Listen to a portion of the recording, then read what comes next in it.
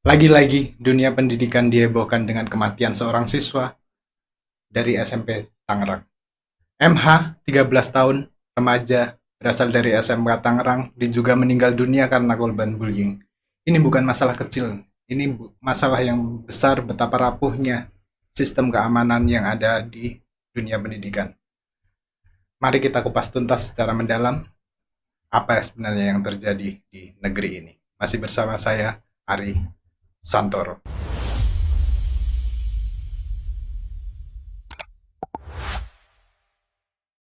Saya tidak sendiri untuk membahas ini. Saya sudah bersama Bapak Yohanes Endo, seorang tokoh masyarakat, dan kita akan membahas tuntas beberapa kasus yang ada di masyarakat, terutama tentang bullying yang ada di sekolah. Bersama saya sudah ada Bapak Yohanes Endo. Halo, Pak Yohanes, apa kabar? Halo, Ari. Kabar baik. Oke, saya panggilnya Pak Endo aja ya, mungkin Ya, Bapak bebas biar Pak, aman gitu ya. ya. Jadi ini Pak, kita punya topik yang cukup menarik kali ini. Teman-teman, kita punya topik yang cukup menarik. Jadi disclaimer dulu ya teman-teman, ini berdasarkan opini kita pribadi gitu ya. Jadi kita sebagai masyarakat biasa, masyarakat awan yang punya pandangan sendiri terhadap kasus-kasus yang terjadi di negeri ini, terutama kita yang akan bahas kali ini adalah tentang bullying di kalangan sekolah gitu ya. Oke, balik lagi Pak Endo gitu ya. Sebenarnya kita udah rame ya kemarin media sosial sama Ya. kejadian bullying MH 13 tahun meninggal dunia diduga karena bullying di sekolah gitu. Itu miris sekali gitu, Pak sebenarnya. Nah, kalau kita bisa lihat itu kemarin kalau nggak salah itu dia meninggal dunia di 16 November gitu. Sedangkan prosesi bullying atau mungkin perlakuan bullying sendiri ini terjadi pada saat dia MPLS gitu ya. MPLS. Mungkin bisa kita tampilkan Pak timelinenya. Nah, ini ya rekan-rekan semuanya, teman-teman, Pak Endo. Jadi MH ini awalnya dia sudah mendapatkan perlakuan bullying di awal tahun ajaran gitu ya. Sampai akhirnya diusut-usut, berlarut sampai dengan tanggal 16 November dia meninggal dunia. Nah, ini yang menarik gitu Pak untuk menjadi kita bahas topik kita kali ini gitu. Sebenarnya kenapa sih bullying ini bisa terjadi di kalangan masyarakat atau di kalangan remaja atau di kalangan sekolah khususnya yang menjadi kita topik hangat kali ini? Topik ini bukan topik yang mudah untuk dicari jalan keluarnya gitu. Kenapa? Karena ini melibatkan banyak aspek menurut saya gitu ya. Kalau tadi kan pertanyaannya kenapa gitu ya, Ya. bisa gitu. Mungkin sederhananya aja ya, sederhananya itu mungkin ini kan berarti ada dua orang ya sebetulnya. Satu korban boleh dikatakan gitu, satu pelaku. Betul. Gitu ya. Nah, kalau menurut saya gitu dari sudut pandang pelaku dulu ya, mungkin karena dia tuh merasa dia tuh lebih besar gitu loh. Jadi Bisa. seperti support sistemnya dia gitu ya, mungkin dari segi ekonomi mungkin dia cukup sangat berada, Mumpuni ya. nah misalkan seperti itu ya, atau mungkin latar belakang keluarganya mungkin dari pejabat-pejabat tertentu atau orang-orang yang memiliki pengaruh yang cukup kuat gitu ya kan. Atau yang ketiga bisa juga sebaliknya loh, anak-anak yang memiliki mungkin luka batin, jadi kayak membalas dendam, mungkin dianya tadinya punya masa lalu yang kurang baik gitu ya. Nah, sehingga dilampiaskan kepada temennya. Cuman kalau kita lihat pelaku-pelaku perundungan ini kan umumnya berkelompok. Sebenarnya nggak dilakukan one on one, satu lawan satu. Gitu ya biasanya ya kan, karena memang dilakukan secara berkelompok. Betul. Kalau saya rasa juga sepertinya kasus bullying ini atau pelaku bullying ini, kita bicara pelaku ya. Pelaku bullying ini mungkin berkelompok seperti tadi yang Pak Endo bilang. Saya menyoroti dari sudut pandang korban gitu. Kalau misalkan kita dari sudut pandang korban, kenapa sih si pelaku bullying ini memilih korban ini harus kita bullying A B C D? Kalau saya rasa sih sebenarnya korban bullying ini berasal dari minoritas. Kalau saya rasa sih, saya rasa minoritas bisa jadi dari kalangan tertentu atau misalnya jadi budaya tertentu, usul asal daerah dan segala macamnya, fisik dan segala macamnya itu menjadi bisa menjadi sebab dia bisa menjadi korban bullying. Nah, balik lagi ke komparasi ya, misalkan dari kita dulu, kita baliknya perlakuan lah sebagai kita pribadi, sebagai siswa atau pelajar kita kan pernah sekolah juga gitu ya Pak, di kalangan masyarakat kita juga pernah mengenyam pendidikan gitu.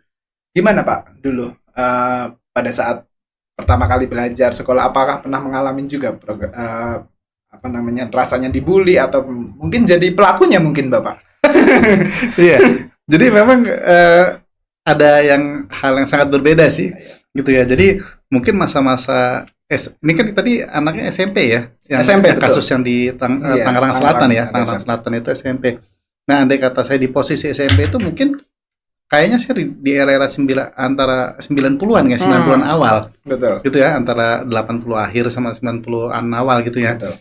Nah, di waktu itu perundungan ini ada apa enggak? Sebetulnya sudah ada, Ri. Ya, Pada waktu itu. pasti sudah ada sih, cuma nggak seramai sekarang karena emang media ya sekarang ya berpengaruh sekali media. Betul, media. Terus kalau kita lihat pada zaman itu kan media itu kan cuman media cetak ya. Koran. Ya, rata-rata banyak kan koran. Waktu itu ya, koran udah gitu memang hanya orang-orang tertentu yang beli koran. Yang bisa beli itu. Gitu, bukan karena nggak mampu, tapi karena memang mendingan buat yang lain dulu dah. Betul. Gitu, literasi membaca juga nggak sebaik sekarang gitu ya posisinya. Nah, cuman kalau balik lagi pada zaman dulu itu ya, zaman dulu tuh saya cerita dulu nih ya waktu saya sekolah. Dulu itu tingkat kenakalan remaja kan sebetulnya gini. Kan saya di swasta dulu. Ya, saya sekolah di swasta. Jadi punya pakaian identitas sekolah itu kan biasa ada pakaian yang biasa putih biru gitu ya. Kemudian ada lagi baju identitas. Kalau sekarang kan seringnya batik apa gitu ya. Nah, dulu adalah pakaian identitas. Nah, itu kan biasanya kan aturannya ketat banget tuh, Ri. Gitu. Bajunya mesti dimasukin, terus kaos kakinya mesti harus kaos kaki putih tertentu, sepatunya mesti, dulu bilangnya sepatu warrior, saya nggak tahu sekarang namanya apa gitu lah. Masih ngetren sih. Sekarang cuma pasti yang dipakai warna sih sekarang warna ya. Yang penting ada warna kalau hitam dulu lah. Gitu. Warrior hitam gitu kan. Nah, itu kenakalan pada zaman itu ya, kenakalan pada zaman itu baju itu kalau misalkan tahu depannya dimasukin, terus mulai dari pinggang ke belakang itu dikeluarin. Oh iya, nakal-nakalnya zaman dulu ya. Nakalnya zaman dulu, gitu ya. Saya ngalamin tuh, serius. Oh, masih ya? Masih ngalamin saya. Nah, itu ada tuh, misalkan orang-orang tertentu tuh bajunya dimasukin. Jadi nggak nakal lah, gitu ya. Nah, itu perundungannya model apa? Nah, kadang-kadang temennya dari belakang tuh diangkat ya itu ya. Bajunya diangkat gitu ya. Itu salah satunya. Terus udah gitu, kalau misalkan misalkan nggak ikut, zaman dulu istilahnya cabut ya. Cabut tuh maksudnya bolos sekolah ya. Bolos sekolah, tapi dia ke kelas dulu, masuk sekolah dulu, terus loncat pagar. Oh iya. Ya kan? Masih zamannya itu, Pak. Masih zaman itu ya, gitu ya. Mungkin sekarang udah ada juga sih, cuma mungkin jarang ya, karena mungkin keamanan sekolah lebih ketat lagi sekarang. Keamanan sekarang temboknya tinggi-tinggi. Benar. Kalau dulu dan ada beling-belingnya di situ, susah sih pokoknya bolos sekarang mah. Kalau sekarang gitu, ya mungkin teman-teman yang tahu cerita saya mungkin kalau tahu rasanya cabut dari sekolah, ya berarti seangkatan dengan saya. Ketahuan umurnya ya. Nah, itu bully pada saat itu, perundungan pada saat itu kayak pemalakan. Pada saat itu ya, ada uang jajan ya. Uang jajan kan, dipalak. Udah gitu nanti kadang-kadang misalkan, kok lu rapi-rapi amat sih? Karena dia nyari temen. Nah, ya itu supaya kalau dihukumnya bareng-bareng gitu ya. Posisinya. Nah, buat orang-orang tertentu pada waktu itu, nakal itu kayak keren. Jadi memang ada geng-gengnya tertentu. Nanti geng anak-anak baik-baiknya ada. Nah, jadi pada waktu itu terjadi kayak gitu, ada berantem di sekolah, diisengin, kan pakai dasi itu dulu. Nah, dasinya suka cabut-cabutin, ditarik, putusin. Ditarik kayak gini kan, jadi ngunci gitu kan. Ngunci, akhirnya emosi, ngelawan, akhirnya bisa berantem. Nah, begitu berantem nanti ditarik tuh, kadang-kadang suka ke belakang, kantin kan ada di belakang tuh.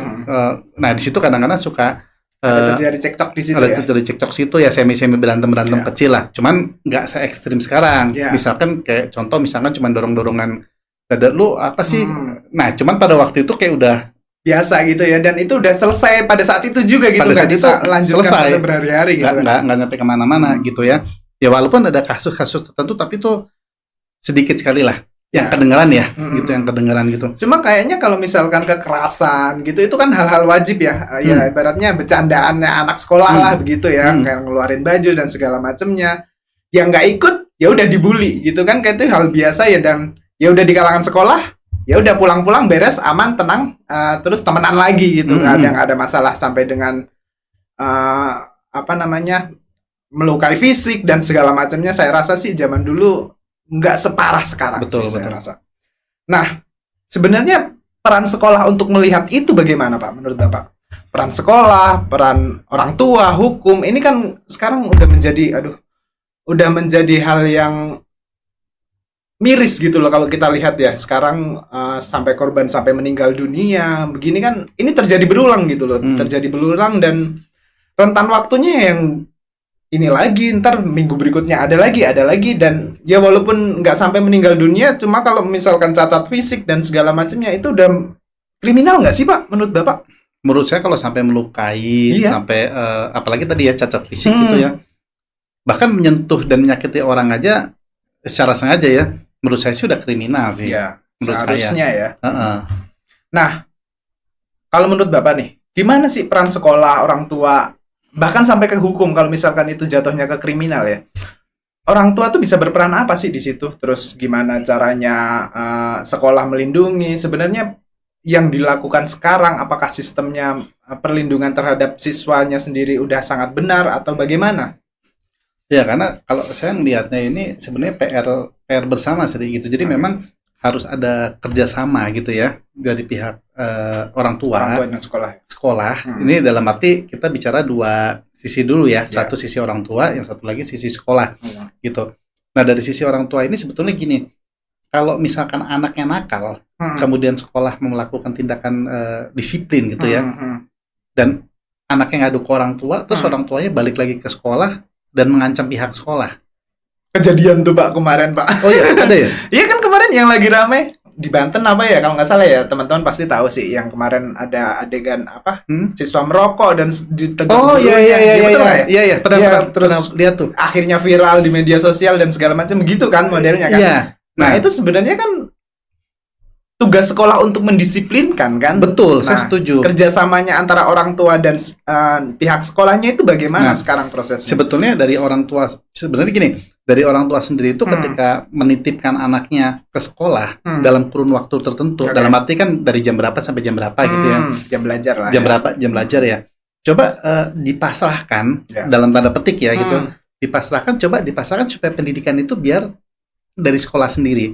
Tindakan disiplin ya, termasuk tindakan disiplin yang memang perlu dilakukan. Nah, tapi gini, kalau nggak salah di video yang kemarin terakhir yang viral di mana gitu ya, memang salah satu orang tua itu, saya lupa sih pernah lihat video yang di mana, sempat bilang, Bapak kalau memang udah anak saya keterlaluan, udah bolak-balik dibilang nggak ngerti, buat dong surat panggilan orang tua, sampaikan ke orang tuanya, supaya orang tuanya nanti datang.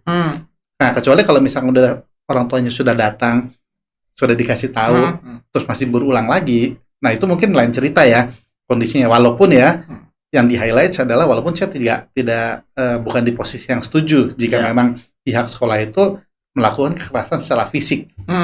Ya nggak ada pembenaran juga, dan nggak bisa disalahkan juga sebenarnya.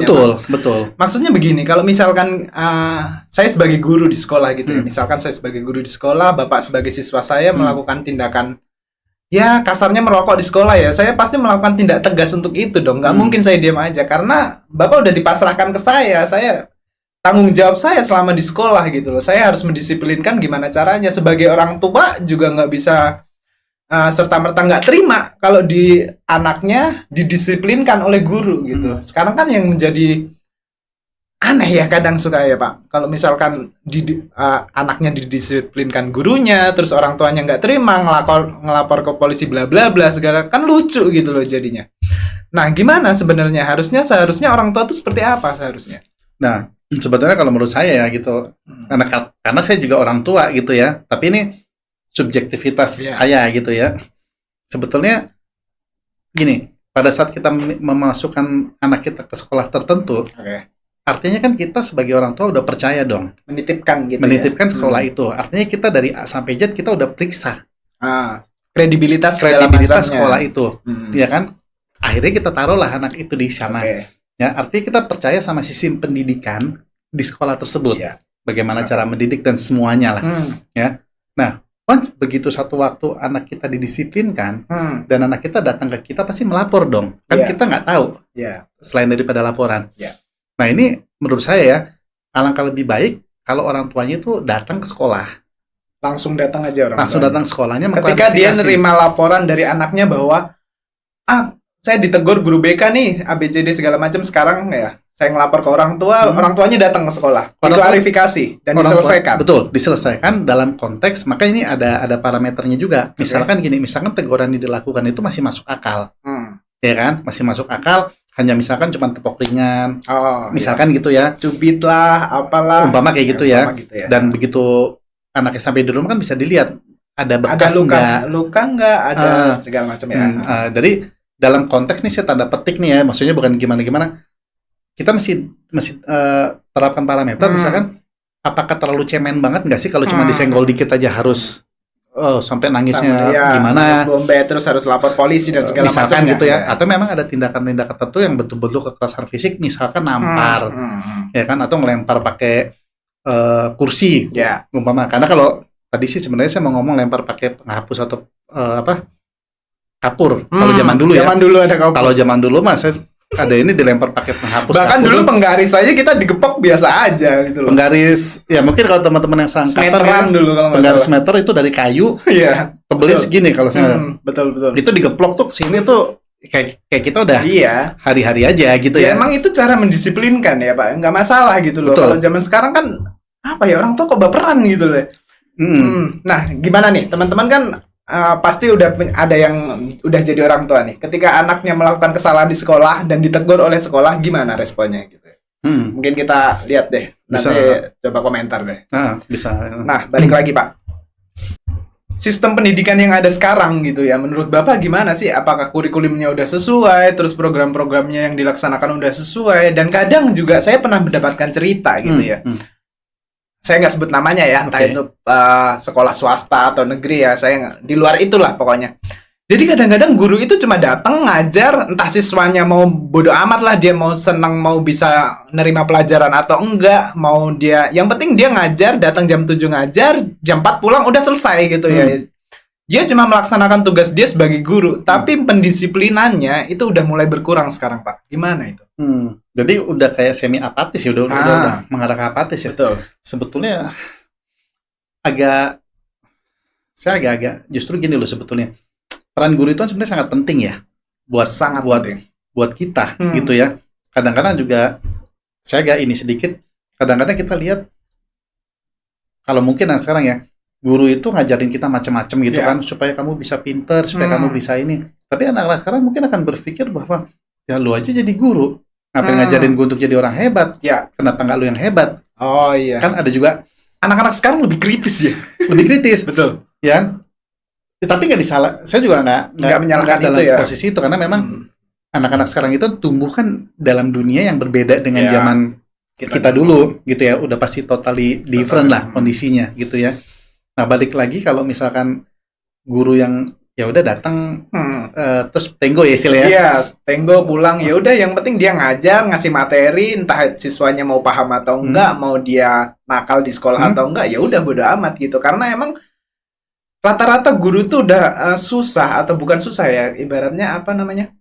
Udah takut untuk bertindak, apalagi mendisiplinkan anak, mendisiplinkan siswa di sekolah, kayak udah nggak ada power di situ gitu kan. Sepertinya siswanya udah pinter, siswanya udah mulai paham, udah mulai kritis, udah mulai tahu media, udah mulai tahu ini laporan cepet banget lah. Sekarang ada berita gurunya nyentil sedikit aja viral. Gitu kan, jadinya akhirnya guru mau melakukan itu kan, aduh ya udahlah, ntar dulu lah, cari aman gitu. Betul. Kalau saya sih ngeliatnya sebetulnya gini, di satu sisi ya, di satu sisi kalau secara idealis, idealis. Ini ceritanya saya peduli bangsa nih ceritanya gitu ya. Ceritanya saya peduli bangsa. Kalau saya dalam dimensi itu, saya akan bilang bahwa ya lu udah mendapatkan panggilan sebagai guru, harusnya udah tahu dengan risiko-risikonya. Seharusnya. Tapi ini dari sisi idealis. Andai kata saya sebagai seorang guru yang cinta banget buat bangsa gitu ya. Tapi gini juga, realita. Betul, itu idealis. Tapi ada realistis gitu ya. Kondisi saat ini harus kita lihat, gitu. Saya nggak tahu gimana, apakah kesejahteraan guru udah bagus dari pemerintah. Kita nggak tahu ya. Saya nggak tahu. Ini pertanyaan ya. Iya. Apakah sudah baik gitu ya? Betul. Dan hal-hal yang lainnya gitu ya. Nah, misalkan kembali lagi, misalkan segala sesuatunya ini pas, Sudah sesuai porsinya lah. sudah ibaratnya. sesuai porsinya. Nah, kemudian ada tuntutan Oke. kepada guru, harus begini, harus begini, harus begini, harus begini. Mungkin itu agak ya oke lah gitu ya, hak dan kewajibannya agak seimbang. Iya. Ya. Cuman kalau kita lihat guru-guru yang sekarang ini ya, dalam arti konteks kehidupan sekarang ya, begitu. Misalkan mereka belum terlalu proper yang didapatkan benefit ya, saya bicara benefit, bicara hak ya, gitu ya. Okay. Dengan segala risiko yang terjadi hari ini. Risikonya apa? Yang tadi kita bahas. Dikit-dikit dilaporin. Ya. Ada risiko dikit-dikit viral, dikit-dikit nanti mungkin bisa pidana. Kalau nggak didisiplinkan juga mungkin dia ada beban dari tanggung jawab sekolah. Kan sebagai guru harus mendisiplinkan. Seharusnya, karena dia udah menerima hak sesuai dengan porsinya dengan porsinya. Mungkin bisa jadi hak guru nggak sesuai porsinya kali. Mungkin ya teman-teman yang ada yang jadi guru gimana nih? Bolehlah cerita di komentar gitu ya. Tadi nyampe di mana tadi akhirnya? Benefit hak dan kewajiban guru itu tadi. Kalau misalkan udah sesuai, ya udah dia harus melakukan kewajibannya untuk mendisiplinkan dan mengajar gitu ya. Ketika dia belum mendapatkan haknya dengan sesuai, ngapain gue capek-capek gitu kan intinya kan sebenarnya. Bisa. Ya mungkin bisa dibilang begitu ya. Bisa dibilang begitu. Tapi nggak tahu juga ya, misalkan guru itu apakah ada standar, misalkan kalau di industri kan ada kayak UMK, UMR gitu. Saya nggak tahu lah kalau di tenaga pendidik itu gimana ya perhitungannya, saya juga kurang paham sih. Mungkin yang lebih paham bisa cerita deh di komentar. Iya, bisa sharing-sharing. Ya udah, kita pinggirkan dulu masalah guru-guruan ini. Kita balik lagi ke tadi. Sebenarnya kasus yang udah menimpa MH itu remaja 13 tahun gitu ya. Remaja 13 tahun jadi korban bullying.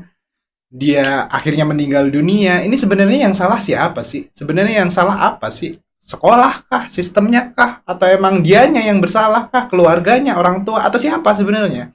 Oke, kita coba kupas semuanya. Kita coba kupas dari satu sisi dan sisi yang lain.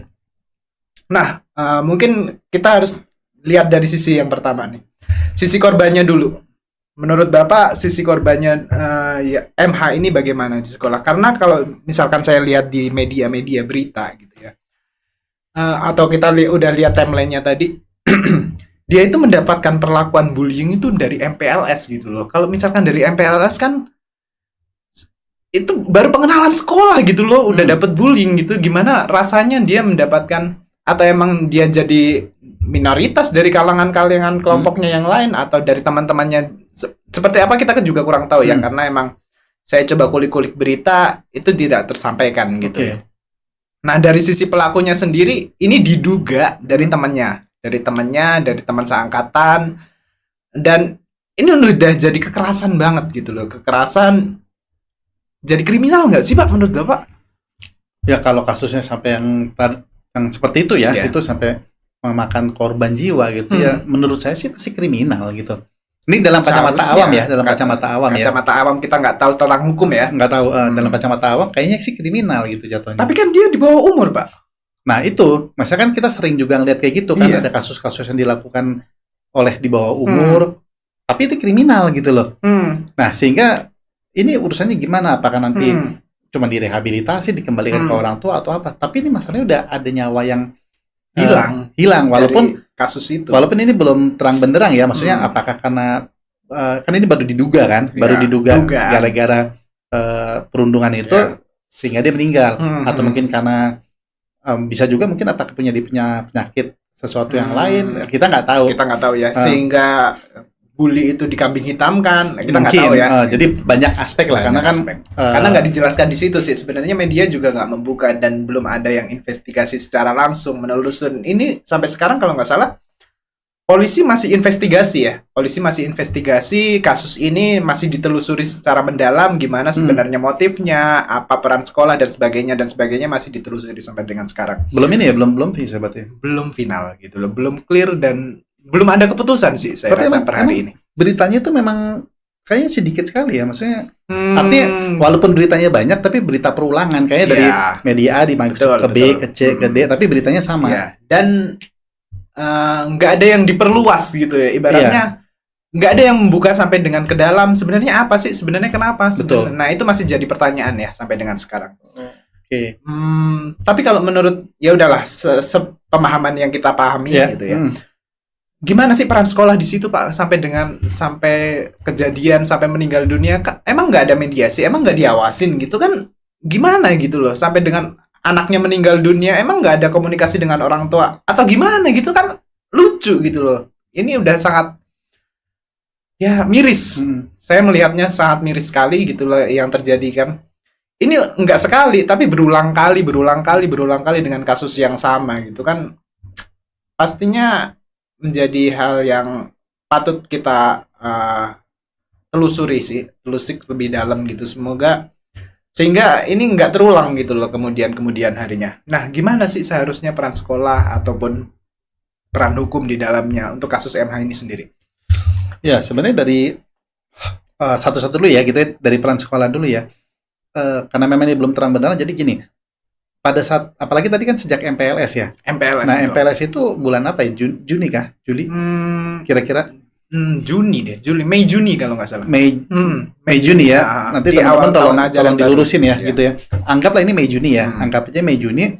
Terus tadi kejadiannya dari MPLS sampai dengan kemarin November meninggal. Berarti ada waktu sekitar 4-5 bulan. 4-5 bulan. Berarti kalau sejak MPLS berarti kan ini kemungkinan bukan cuma sekali kan. Betul. MPLS terjadi mungkin beberapa kali lagi terjadi. Ya istilah kalau kita pakai fenomena gunung es kan, ya kan pasti ada di dalamnya. Pasti ada di dalamnya lain, gitu. Banyak gitu. Nah masalahnya gini, secara mata awam saya gitu ya ngelihat gini.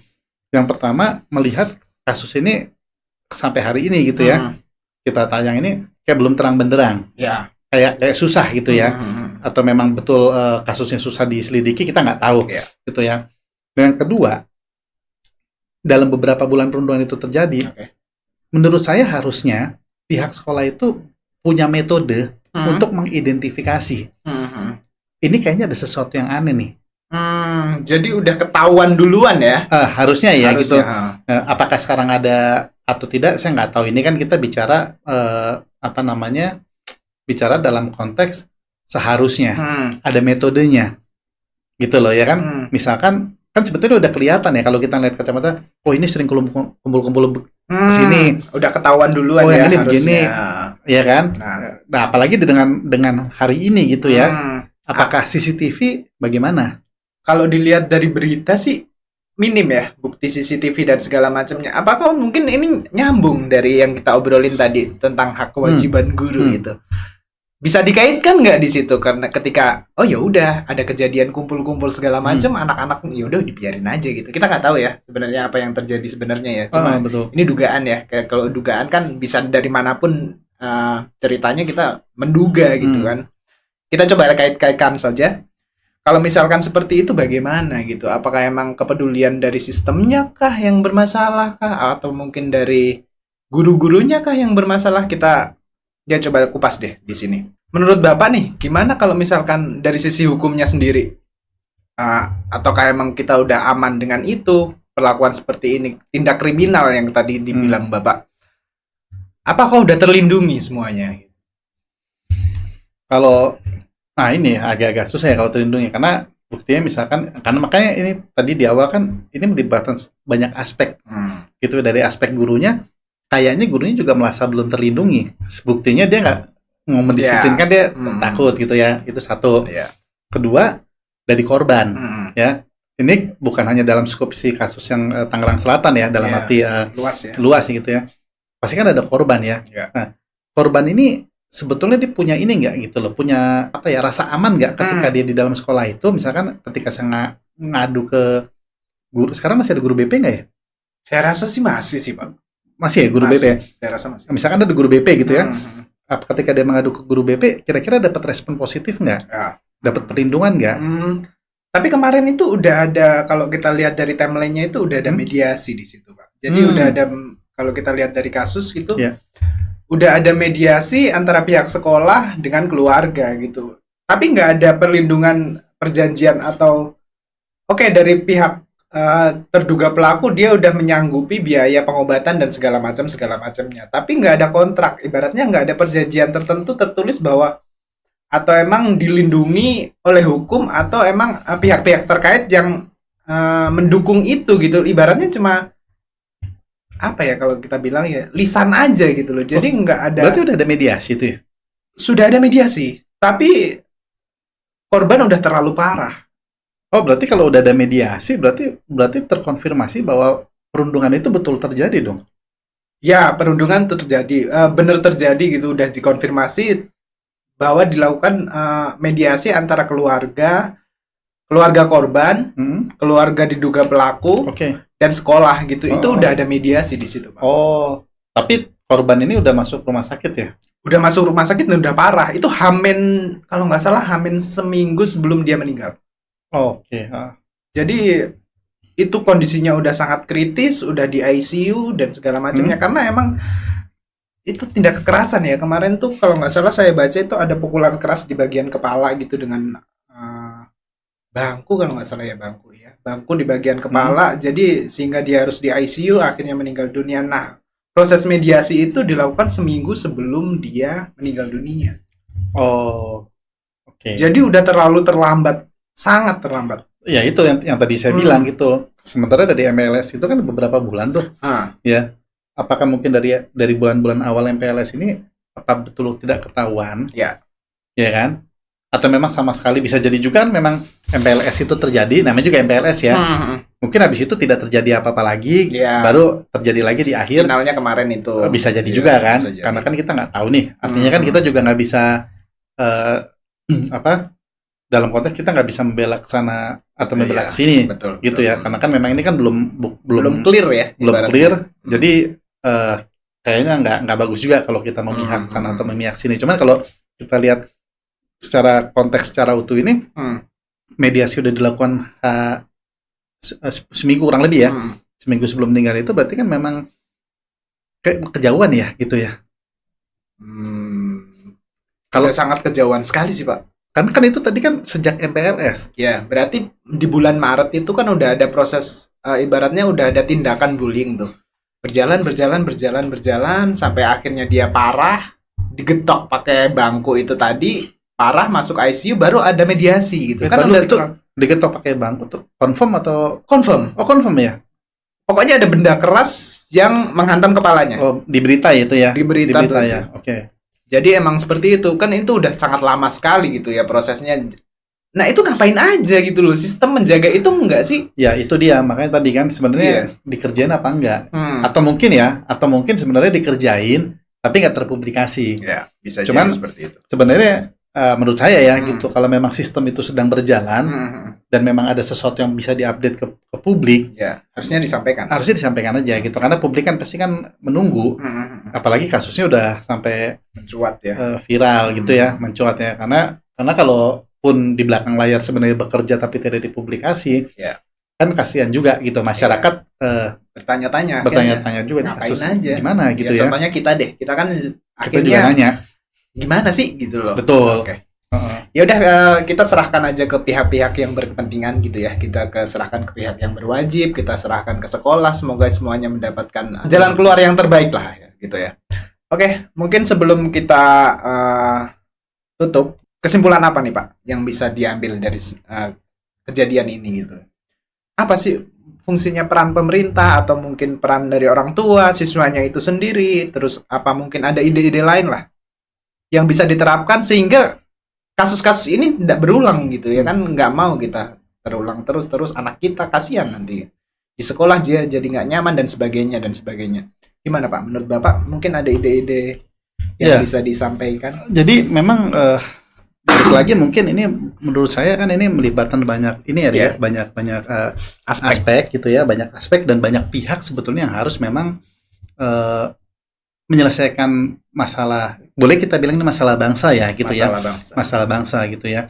Nah mungkin gini, kasus perundungan ini menurut pemahaman saya sampai memakan korban, sampai menyakiti orang lain, ini kan sesuatu hal yang serius.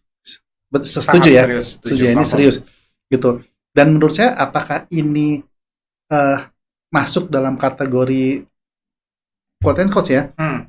mental yang perlu diperbaiki Bisa jadi mungkin bagi pelaku ya. Saya bicara Ya, bagi dari pelaku. sisi pelakunya dulu nih, dari Bicara sisi mental pelakunya, ya? bicara Bisa- mental. Nah, bisa jadi.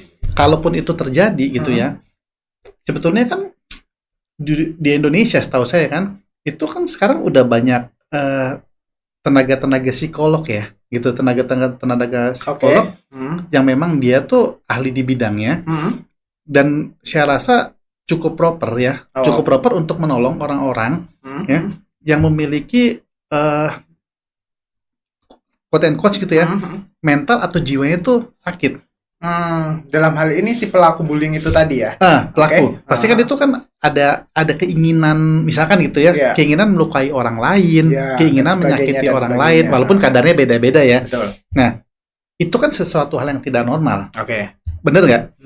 Bagi orang normal itu tidak normal gitu Bagi ya. orang normal itu tidak Oke. normal. Nah, artinya gini, maksud saya adalah bagaimana gitu ya, jika dari pemerintah, nggak tahu gimana caranya skemanya ya, cuman saya berpikir aja, di Indonesia ini ada nggak sih ikatan, kan kalau dokter kan ada Ikatan Dokter Indonesia ya, psikolog ini ada nggak sih asosiasinya gitu ya, nggak tahu ya gitu ya. Saya rasa belum tahu juga Nah, sih ada. misalkan ada, Oke.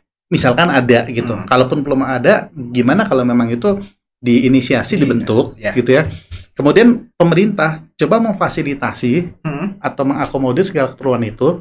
Gimana kalau mereka itu nanti melakukan, bahasanya apa ya, melakukan Visit kali ya? visit ke Oh, iya, sekolah-sekolah ya, terus melakukan konseling secara gratis kepada sekolah, jadi sekolahnya nggak bayar Oh, oke. gitu, Menarik juga itu, Pak. sekolahnya nggak bayar, Oke. tapi mereka diizinkan dikasih ruang, Oke. Untuk Jadi ada ruang diskusi di situ. Ibaratnya curhat gitu ya, psikolog ya. anggaplah kayak gitu ya, oke. ruang curhat. Hmm. Nah, tapi saya yakin psikolog ini kan pasti mereka bisa membuat sebuah tools yang sangat baik. Programnya dia sendiri. Programnya dia sendiri. misalkan. Pemerintah bisa nggak mensupport? Oh, gitu ya. Saya nggak tahu ya apakah ini Ya. sudah ada problem, saya nggak tahu. Sehingga apa? Sehingga ketika mereka melakukan tools psikolog tadi kan ya, ke sekolah-sekolah, entah itu mungkin interview secara random kepada murid-muridnya, mungkin aja hal-hal Kasus seperti ini bisa itu dihindari. teridentifikasi sejak awal. Oh, iya. Nah, Jadi mereka ada kasih, penanganannya gitu ya. betul, mereka kasih ke pihak sekolah. Ini loh ada potensi A, potensi B, potensi C, sehingga mungkin kegiatan-kegiatan gini Bisa dihindari mungkin ya.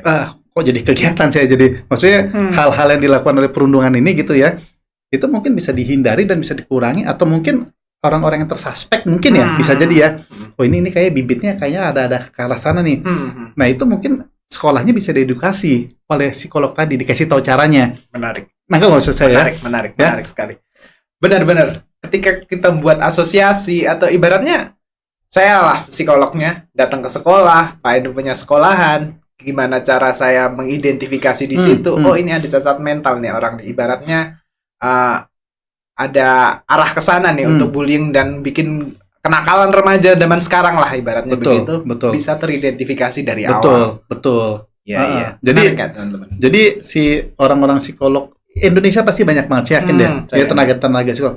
Coba mereka dikaryakan untuk membuat sebuah standar. Apakah standar yang diperlakukan? Ini saya tidak bicara kurikulumnya ya, Oke. tapi standar aktivitas atau standar sosialisasi atau apapun namanya di sekolah tersebut itu bisa nggak membangun mental murid-muridnya itu menjadi lebih positif, Oh. atau jangan-jangan ada aktivitas-aktivitas yang justru sebaliknya. Misalkan gitu ya. Iya. Contoh nih, saya ambil contoh aja gini, misalkan ini kita bicara hari ini ya. Misalkan di sebuah sekolah itu kan murid itu kan backgroundnya macam-macam ya, Iya. ya, gitu ya. Mungkin ada yang sangat mampu, ada yang mampu, ada yang setengah mampu, Iya. gitu ya. Nah, manakala di situ dibebaskan, silakan boleh membawa alat komunikasi, Apapun, handphone sekolah. atau apa segala macam. Ada kesenjangan ya, Pak. Sengaja di situ kan ada yang pakai, mungkin sekarang iPhone berapa ya terbaru? 17 Pro Max. Nah, iPhone 17 bukan iklan ya. iPhone 17 Pro Max. Iya. Nah, sementara satu lagi ada pakai mungkin yang jauh di bawah itu harganya. Misalkan kayak gitu. Oh, itu menjadi hal yang quote and quotes ya. Itu sebab ya. Kadang-kadang menjadi sebab. Ini mungkin ya, ini mungkin gitu. Bagaimana supaya dibangun dibangun sebuah sistem supaya tidak ada kesenjangan di sana. Bagaimana diserentakkan saja dilarang membawa alat komunikasi ke sekolah, atau hanya boleh dibawa sampai ke sekolah, begitu mata pelajaran dimulai matikan, ditaruh di tempat khusus gitu ya. Nah, sehingga nggak ada peluang tuh untuk satu dengan yang lain. Iya. Ya, lu HP-nya kayak gini dong. Nah, misalkan kayak gitu-gitu loh. Tapi saya rasa itu beberapa sekolah udah menerapkan sih, pemahaman saya. Ya. Pak. Ada yang udah menerapkan, khususnya ya nggak tahu ya, saya nggak promosiin sekolah ABCD-nya ya. Saya rasa pernah dengar itu bahwa ya ada perlakuan semuanya sama gitu. Kita yang belajar di sini datang semuanya sama, semua dari kalangan mampu, tidak mampu, kaya atau ya segala macamnya itu diperlakukan sama gitu. Akhirnya ya kita datang ke sekolah, kita belajar, kita pulang, ya kita menjadi tanggung jawab sekolah di situ. Itu ada beberapa sekolah yang udah menerapkan, saya rasa itu udah bagus banget.